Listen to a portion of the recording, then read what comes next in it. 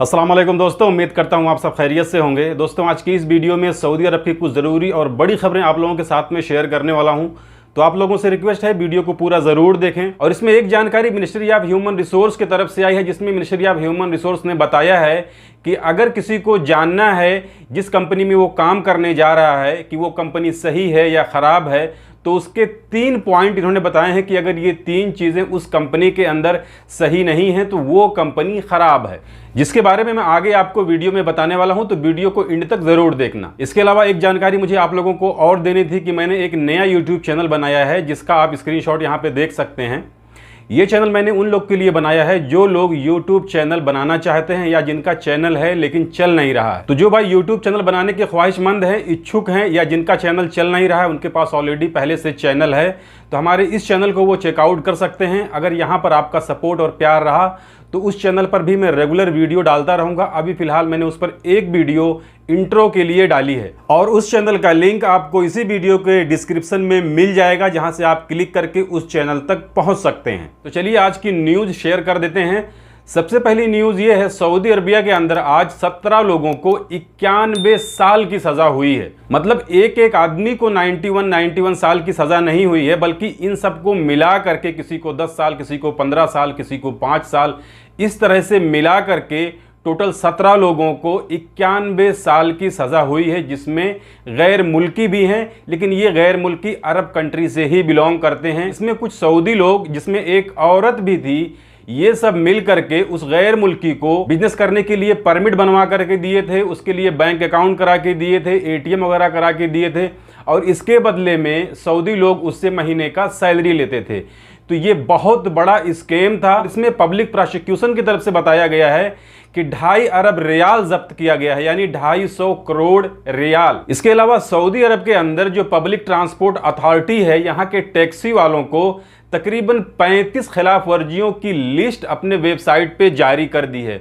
जिसमें कुछ का इन्होंने जिक्र किया है न्यूज़ के अंदर, जिसमें 500 रियाल से लेकर के 5000 रियाल तक जुर्माना लगेगा। इसमें कई तरह की खिलाफ वर्जियां बताई गई हैं, जिसमें टैक्सी वाला अगर रोड पर घूम घूम के पैसेंजर उठाता है, सवारी बिठाता है, तो उसके ऊपर भी फाइन लगेगा। उनके लिए जो मखसूस टैक्सी स्टैंड बनाए गए हैं, वहीं से उनको सवारियों को उठाना है। अगर रोड पर घूम घूम के सवारी उठाएंगे तो उनके ऊपर फाइन लग जाएगा। इसके अलावा एक बार में सिर्फ एक ही जगह की सवारी उठाएंगे, मतलब एक बार में 10 जगह की सवारी वो नहीं उठा सकते हैं। इसके अलावा टैक्सी के अंदर सवारियों को सिगरेट पीने पर जुर्माना है। हैंडबैग को छोड़ करके सीट पर अगर कोई सामान रखते हैं तो भी उनको जुर्माना लगेगा, या किसी पैसेंजर के पर्सनल मामले में इंटरफेयर करना, उसमें दखल डालना, उस पर भी जुर्माना लग जाएगा। इसके अलावा मिनिस्ट्री ऑफ ह्यूमन रिसोर्स ने ड्राइवर के लिए, आमिल आदि के लिए, खद्दामा के लिए एक दूसरे देश से कॉन्ट्रैक्ट साइन किया है। तो अब उस मुल्क से भी सऊदी अरबिया के अंदर इस तरह के लोग काम करने आएंगे।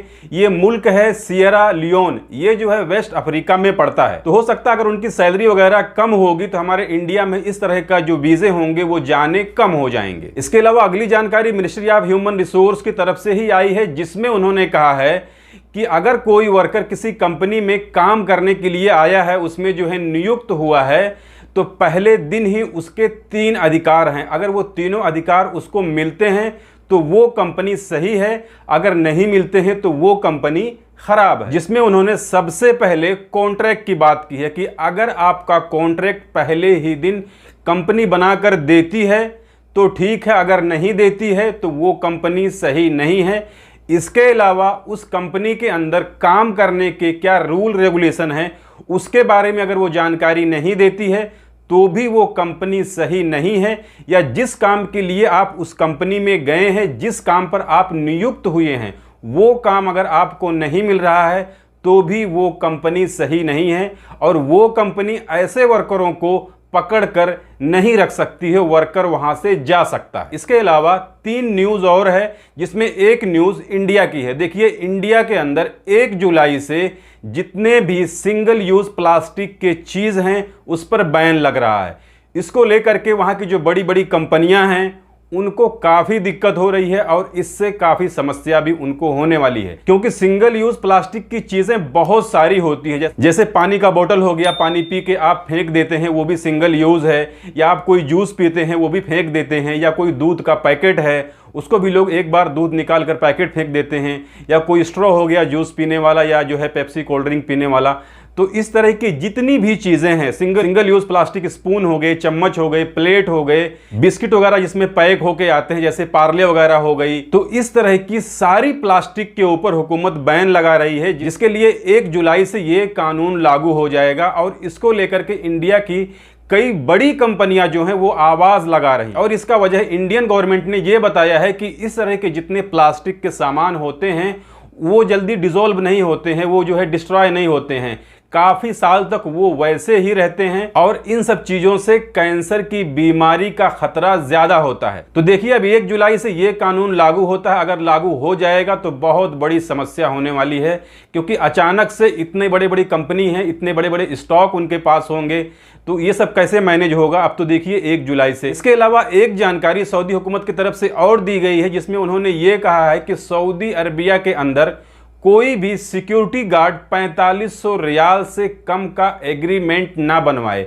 यानी उनका कहना है कि किसी भी सिक्योरिटी गार्ड की सैलरी जो है रातिब, जिसको बोलते हैं, 4500 रियाल से कम नहीं होनी चाहिए। 4500 रियाल से अगर कम है तो उस पर मुआयदा ना करें, उस पर कोई एग्रीमेंट साइन ना करें। और जैसा कि सिक्योरिटी गार्ड की जो नौकरी है वो सऊदी लोगों के लिए जो है रिजर्व कर दी गई है, इसमें कोई गैर मुल्की काम नहीं कर सकता है, तो ये सऊदी लोगों के लिए ही है। इसके अलावा अगली जानकारी सऊदी सुप्रीम कोर्ट की तरफ से आई है, और ये चांद को लेकर के आई, जिसमें इन्होंने बुधवार 29 जुलाई को जिलहिज्जा का चांद देखने की अपील की है। तो इंशाल्लाह आज यानी 29 अप्रैल को जुल्हिज्जा का चांद देखा जाएगा, और अगर दिख गया तो उसी हिसाब से ईद उल अजहा की तैयारी शुरू होगी। तो ये थी आज की इस वीडियो में सऊदी अरब की कुछ ज़रूरी खबरें, जिसे मैंने आपके साथ शेयर कर दी। जानकारी अच्छी लगी है तो वीडियो को लाइक कर दीजिए। चैनल को अगर अभी तक आपने सब्सक्राइब नहीं किया है तो चैनल को सब्सक्राइब करके बेल आइकन को प्रेस करके ऑल पे सिलेक्ट कर लीजिए, ताकि हमारी आने वाली और भी दूसरी नई वीडियो की नोटिफिकेशन आपको मिले। इसके अलावा जैसा कि मैंने शुरू में आपको बताया है कि जिनको यूट्यूब चैनल बनाना है, उन्हें सीखना है, या ऐसे लोग जिनका YouTube चैनल चल नहीं रहा है, वो काफ़ी समय से उस पर काम कर रहे हैं, तो उस पर उन्होंने क्या क्या गलतियां की हैं जिसकी वजह से चैनल चल नहीं रहा है, इन सब की जानकारी हमारे उस चैनल पर जिसका नाम है ग्रो लाइक प्रो, उसको आप चेकआउट कीजिए। उस पर एक इंट्रो वीडियो है, उसको देखिए। अगर आपको जानकारी लेनी है तो चैनल को सब्सक्राइब कर लीजिए और एक कमेंट कर दीजिए उसके नीचे, जिससे मुझे मालूम पड़ जाए कि हाँ, आप इस चीज़ को लेकर के सीरियस हैं, आप भी अपना एक यूट्यूब चैनल शुरू करना चाहते हैं। और उस चैनल का लिंक आपको इसी वीडियो के डिस्क्रिप्शन में मिल जाएगा, जहां से आप क्लिक करके उस चैनल तक पहुंच सकते हैं। तो चलिए मिलते हैं फिर अगली वीडियो में, तब तक के लिए इजाज़त दीजिए। खुदा हाफिज़।